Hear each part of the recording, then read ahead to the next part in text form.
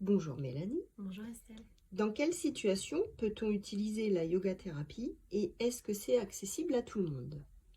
Alors la yoga thérapie est accessible à toute personne, à tout âge, puisque les outils du yoga sont très variés et on a vraiment différentes choses à proposer à une personne qui viendrait nous voir pour un trouble. Et du coup, on adapte toujours. On adapte à la séance également, puisque la personne vient à un moment donné avec son trouble, mais il y a plein d'autres choses aussi qui jouent, hein, selon les possibilités physiques du moment, selon l'état émotionnel du moment. Et on va toujours s'adapter à la personne. Donc la yoga thérapie fonctionne en entretien individuel, c'est-à-dire qu'on va prendre la personne en charge sur une séance, on va évaluer, on va proposer déjà des outils. Puis nous allons proposer de la revoir une semaine ou 2 semaines ou 3 semaines ou un mois plus tard en fonction un peu de ses possibilités. On va réévaluer un petit peu le trouble et l'évolution par rapport aux outils qu'on aura proposés. Puis on va pouvoir enrichir la prise en charge en rajoutant d'autres outils. On peut également faire des ateliers en groupe sur un thème particulier, mais ça va être un petit peu plus général. Voilà. Alors qu'en yoga thérapie, entretien individuel, on va vraiment être avec la personne et on va vraiment, au décours de l'interrogatoire, savoir quels outils proposer en fonction de ses possibilités, en fonction du trouble pour lequel elle est venue nous voir. Ok, merci.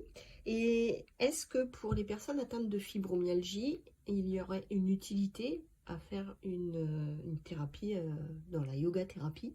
Oui, oui, oui, complètement. Alors la fibromyalgie, on a beaucoup de critères sur lesquels on va pouvoir travailler.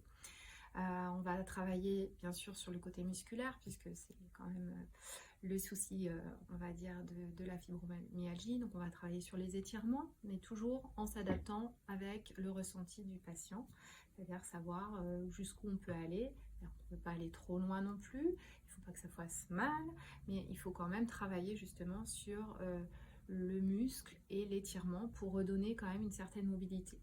Ça redonnera aussi de la confiance, puisque quand on est atteint de ce genre de trouble, il y a un gros manque de confiance et une modification de l'image de soi. Et on va beaucoup retravailler là-dessus pour se dire, bah oui, j'ai pu faire telle ou telle chose et donc je suis capable de. Donc redonner de la confiance, de la mobilité. Et puis on travaillera également sur les troubles du sommeil, parce que ça c'est quelque chose d'assez fréquent. Donc on proposera des outils aussi en fonction. On essaiera aussi de diminuer la fatigue en proposant aussi des outils adaptés.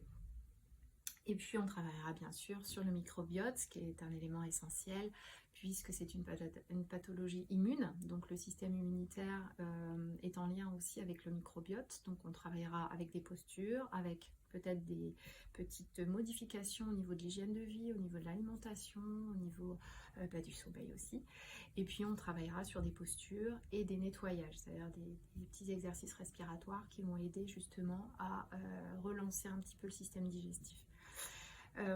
Et puis on travaillera également bien sûr sur le système émotionnel, hein, donc sur le côté peut-être un petit peu anxiété, un petit peu stress, par des postures, des respirations et des méditations. Donc il y a vraiment tout un panel d'outils pour la fibromyalgie, mais également pour beaucoup d'autres troubles. Vraiment, ça peut vraiment servir à beaucoup, beaucoup, beaucoup de personnes au niveau émotionnel, mais vraiment aussi au niveau de troubles physiques. Euh, Vraiment, quasiment toutes les pathologies peuvent bénéficier des formidables outils de la yoga thérapie. Merci beaucoup Mélanie et à bientôt pour la quatrième et dernière partie.